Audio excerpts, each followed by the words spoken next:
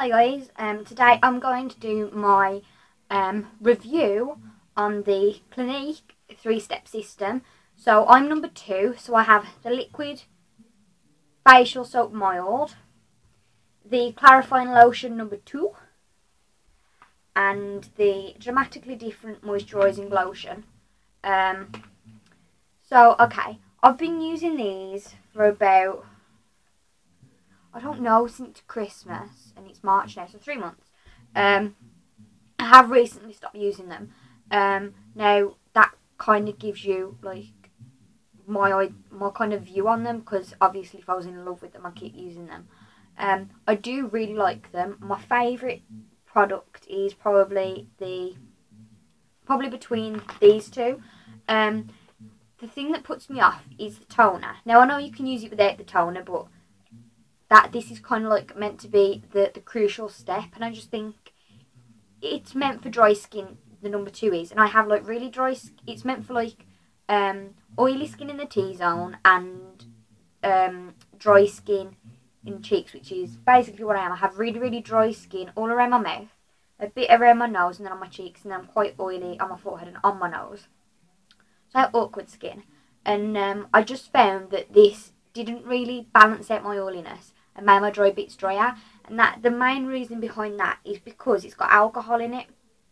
And if you are like reading the ingredients, it's got all these different dyes to make it purple, and the only really like beneficial thing I can see in it is witch hazel.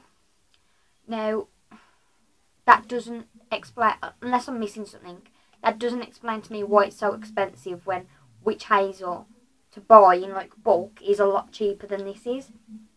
That's just my opinion. I really like the system as a whole. I think if my skin is just normal, it's fine and it works really well. It does keep away spots to an extent. Still break out. It doesn't really like stop them altogether, but I don't have particularly acne prone skin, and that's not what this number is meant for. What I would say is any system that you're using, if you haven't got particularly bad skin, but if you're using, you know, an antibacterial facial soap, which is basically what that is, and then you're not overly drying your skin, because then you're putting moisturiser back on top of it. You're being hygienic with your skin, so you're getting rid of some bacteria. So no matter what you're using, whether it's cheap or expensive, your skin isn't going to be as bad because you're keeping it clean. So at that, like, I always use cheap skincare because my skin isn't particularly bad.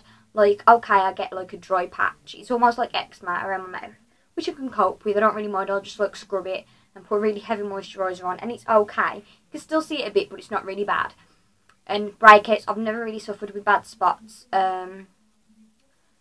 So my skin isn't that bad. So I guess I'm not really the target audience, but this one is meant for normal skin. I don't really know what I was expecting, but for the price, I was expecting for my skin to be made normal. So for me not to have an oily T-zone and dry cheeks and around my mouth and my nose, I'll get that with my Neutrogena scrub, which I've recently bought. That really helps to slow off the dead skin cells.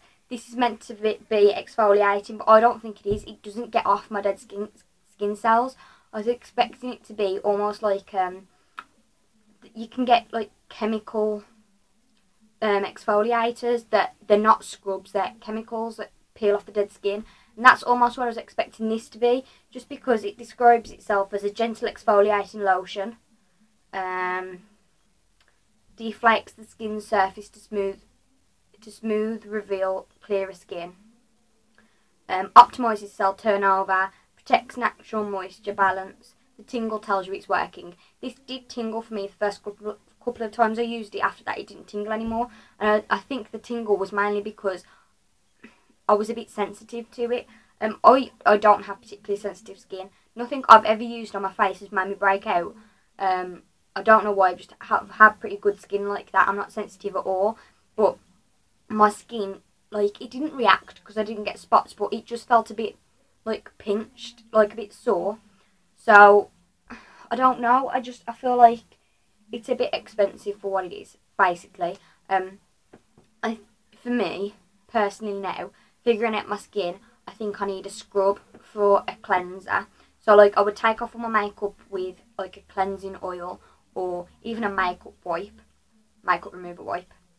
And then I would use a scrub just because I need a scrub. I don't know why, I think a scrub does a lot better for my skin than just a normal cleanser does. And then after that I would use a non-alcohol, like an alcohol-free toner. But I almost always skip toner just because I don't really feel like they do a lot for me. I don't think I've found the right one. My favourite non-alcohol toner, it's by Nivea. It's Nivea Young, I don't know. But I'm almost out of that. And to be honest, I don't use it that often. And then for moisturiser, it depends on how my skin is. So if it's a bit oily, I'll use either my Garnier Pure or my Body Shop Seaweed Oily, you know, Moisture Balance, whatever. That one that's got SPF in it. And then if my skin's a bit drier, I'll use the Clinique one, or I also like, it's another Clinique one, it's like their age defense, but I really like it because it came free when I bought this for Christmas.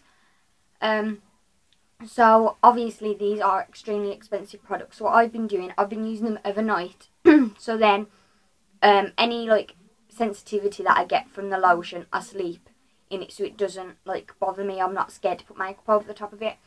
And then I do use the moisturiser in the morning. I have only got the tube, which I'm kind of glad of. And yeah, you get through this really fastly. This is meant to be for like very dry to dry combination. If I had extremely dry skin, which I do around my mouth, so I can preach for this. If you have extremely dry skin, it isn't the most moisturising moisturiser.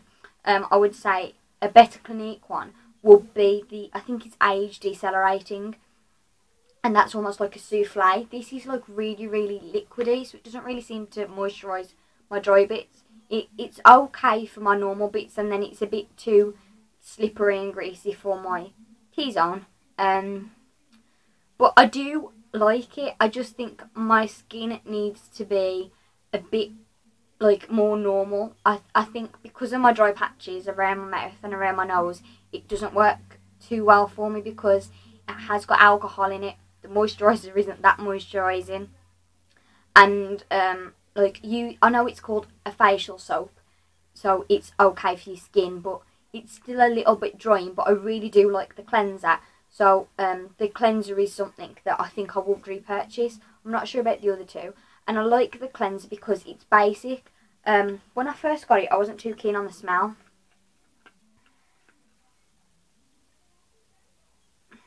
It just smells like soap. And that worries me a bit because you can buy these in bar form, but like the ingredients, they all seem really chemical. And like, I don't use things that aren't chemical. I do use things that have chemicals in them because, I don't know, I just always have done. It's never really been a big problem for me that I have to have everything that's natural. It's never really bothered me, but I don't think it does a lot for my skin.